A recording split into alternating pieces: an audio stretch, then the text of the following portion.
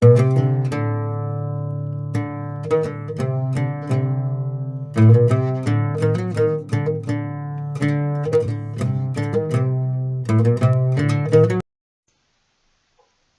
et bienvenue sur la chaîne Mystique. Je vais vous présenter un oracle. Alors, je n'ai plus la boîte. C'est une boîte en carton. Je l'ai dans une poche. C'est l'oracle symbolique du marc de café de Sylvie Cariou. Alors, c'est un oracle assez particulier, c'est-à-dire qu'il a une structure particulière. Alors, voici les cartes. Évidemment, je les ai transformées. J'ai enlevé la bordure. Et j'ai passé la tranche des cartes à un marqueur qui est un peu doré. Voilà. Donc c'est quand même mieux sans bordure. On voit bien les couleurs qui sont très très jolies de ce jeu. Alors Sylvie Cariou, c'est une médium qui utilise pour ses prédictions le marc de café. Et elle a décidé d'en faire un jeu. Les dessins, je ne sais plus les illustrations de qui. Gilbert Prudhomme. Voilà. Donc c'est très style oriental, c'est très très joli, vous allez voir. Donc, petit livret blanc qui arrive avec le jeu. Avec une petite présentation de Sylvie Cariou. Et une présentation de cet oracle. Donc, en fait, cet oracle, il est, comme je vous dis, structuré différemment. Enfin, différemment. Beaucoup d'oracles, justement, n'ont pas de structure. Ils sont numérotés, mais de façon aléatoire. Ils ne se suivent pas. Alors que celui-ci, il a déjà des arcanes mineurs et des arcanes majeurs, comme dans le tarot. Il me fait penser aussi un peu au petit Lenormand. Je vais vous montrer tout ça. Donc, on va d'abord parler des cartes et le livre, on le verra en même temps. Donc, dans les arcanes majeurs, on a, c'est pas partie des arcanes majeurs, ce sont des animaux, la représentation d'animaux. Donc, le bélier. Donc, avec un côté psychologique de la carte, donc comment va être cette personne, la personne que représente cette carte, puisqu'elle peut représenter une personne, mais ça peut être aussi une situation. La baleine, donc souvent cette carte va représenter, c'est plutôt un côté yin, mais attention, c'est pas forcément une femme qu'elle va représenter. Et inversement, le lion qui a plutôt un côté yang ne va pas forcément représenter un homme. La tortue, j'aime beaucoup celle-là, très très jolie. Le papillon, il a des couleurs magnifiques, ce papillon. Très jolie carte. Donc, vous voyez, sur la carte, il y a le numéro et le nom en dessous.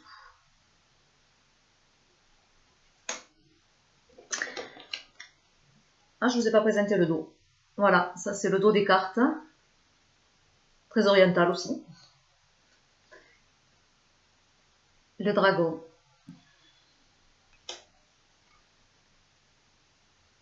Le cheval. L'ours. Le chat. Le serpent. Voilà pour les arcanes majeurs. Alors en même temps, je vais vous lire, puisque dans le petit livret, on a forcément la description de chaque carte. Donc si j'en prends une au hasard, là j'ai le chat. Voilà. Donc, aspect psychologique, personne raffinée, caractère indépendant, qui peut être snob, voire sournois. Aspect divinatoire, c'est une trahison sentimentale. C'est la réussite dans un métier indépendant. Ça peut aussi, au niveau santé, parler d'allergie. Et le signe astrologique associé est celui du Verseau. Voilà les petits mots-clés et les informations qu'on a sur le petit livret. Donc il y a toujours, sur l'aspect divinatoire, une notion au niveau sentimental, au niveau professionnel, au niveau santé, et le signe astrologique, pour les arcanes majeurs, en tout cas le signe astrologique associé. Voilà, ensuite, il y a 3 cartes de figure. Donc on a l'homme, qui va représenter le consultant, ou un homme proche de la consultante.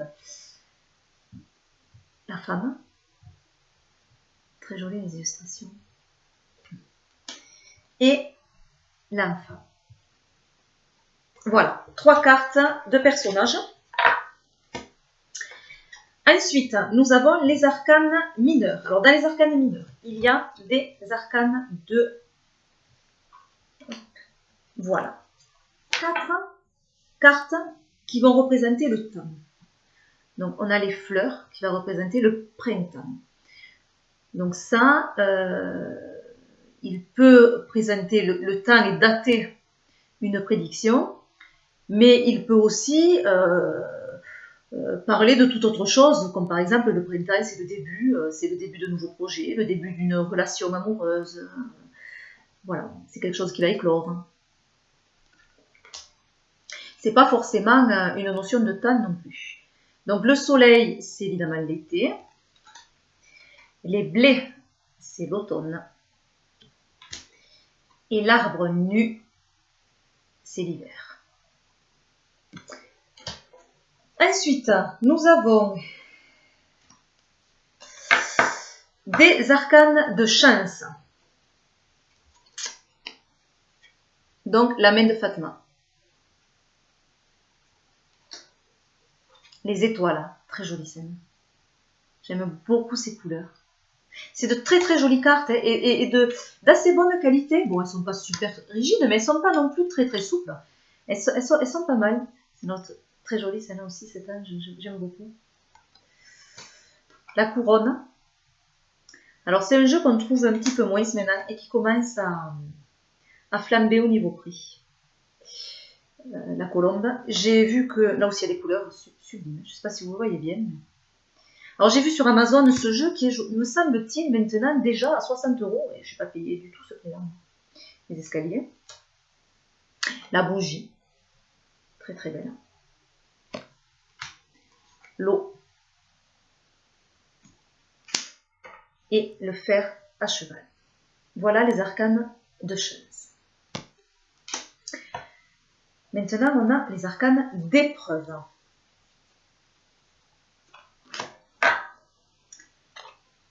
Le crocodile. J'aurais pu vous montrer l'araignée. Peut-être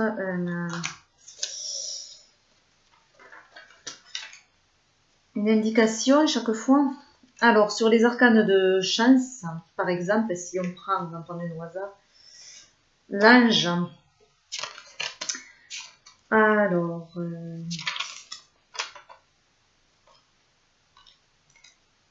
voilà. Donc, aspect divinatoire, rencontre amoureuse imminente, nouvelle de l'être aimé. Donc ça, c'est ce que ça va signifier au niveau relation et au niveau amour sentimental. Au niveau professionnel, ça va être une demande de poste, une mutation acceptée. Des projets protégés et bien engagés.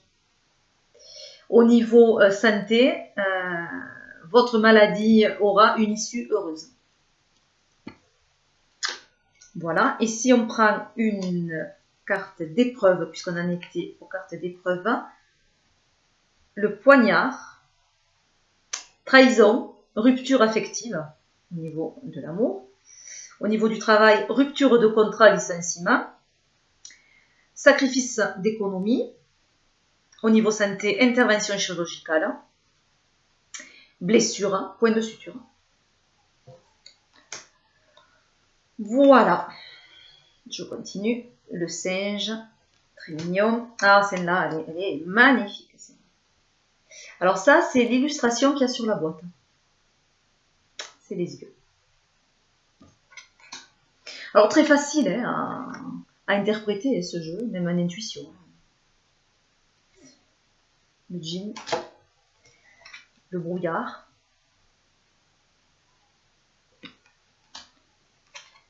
le désert, le feu, et la petite lampe d'Aladin, sympa. Et les dernières cartes, hein. Alors en tout, je ne vous ai pas dit, il y en a 54. Hein. Les dernières vont parler d'imprévus. On a le cœur, très très belle carte aussi. La croix. Alors ça fait penser un peu hein, au petit Lenormand dans certaines illustrations et dans la façon parfois de l'interpréter. Le palais, le livre, la bouche, les chemins,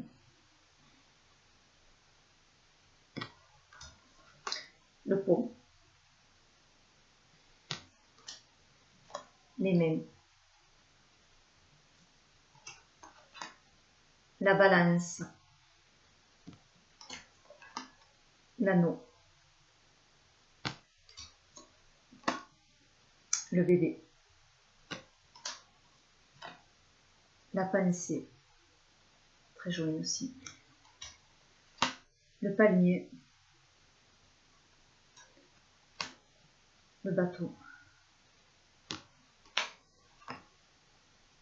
le chien, le chameau, le trésor, l'encre, l'écureuil, la clé et enfin, dernière carte, le trèfle. Voilà, donc dans le livret, on revient au livret, on a donc, comme je vous ai lu, chaque interprétation au niveau affectif, professionnel, économie même, et santé.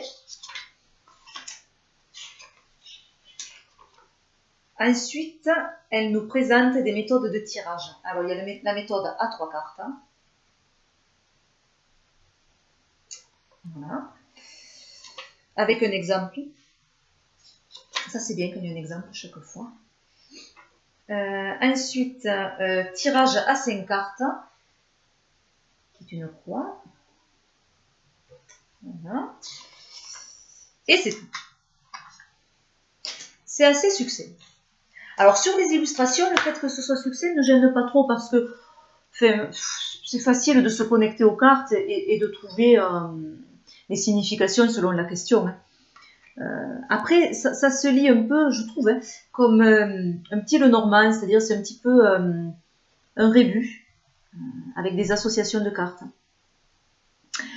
Moi, j'ai du mal, mais c'est personnel, hein, à faire des tirages avec ce jeu sur, par exemple, celui qu'elle montre là, sur la croix, avec un côté favorable à la question et défavorable. Parce que les cartes sont tellement cadrées qu'on n'a pas besoin de rajouter un autre cadre, je trouve. Par exemple, vous tombez sur favorable à la question, vous tombez sur cette carte. Mais franchement, je veux bien, mais là, c'est pas comme un tarot, hein, où le tarot c'est un concept, c'est une énergie, et on arrive à voir vraiment le positif comme le négatif. Là, allez voir le positif dans cette carte, ça parle vraiment de trahison quand même. Hein. Donc moi ça me gêne un peu, et inversement, hein, quand on a une carte comme ça, ou la main de Fatma, et qu'on va la voir dans le désavantage, alors on peut toujours trouver, on peut toujours quand même réinterpréter, mais c'est pas fluide du coup. C'est aller à l'encontre de ce que nous renvoie la carte quand même au départ. Elle est pas assez neutre, elles sont pas assez neutres ces cartes. Alors, sur d'autres, oui, hein, attention, hein, c'est vraiment les cartes des épreuves, hein, qui restent des épreuves, hein, et qu'il est difficile de voir en positif. Et sur les cartes de chance, où vraiment c'est très très positif, là par contre, ben, l'interpréter de façon négative, c'est pas non plus... Voilà. Donc moi, c'est vrai que je fais jamais le tirage en croix avec ce jeu. Je cadre au niveau de mes tirages sur une question précise, enfin un domaine précis, professionnel, sentimental, etc. Et après, il n'y a pas de position particulière des cartes. Je laisse les cartes répondre entre elles. Je crois que le plus simple, ce serait que je vous montre un tirage avec ce jeu. Oui, peut-être je ferai une prochaine vidéo, ce sera plus simple. Voilà, ben voilà pour ma petite présentation donc de l'oracle symbolique du Marc de Café. Je vous souhaite une bonne journée, je vous fais plein de bisous et je vous dis à bientôt. Bye bye.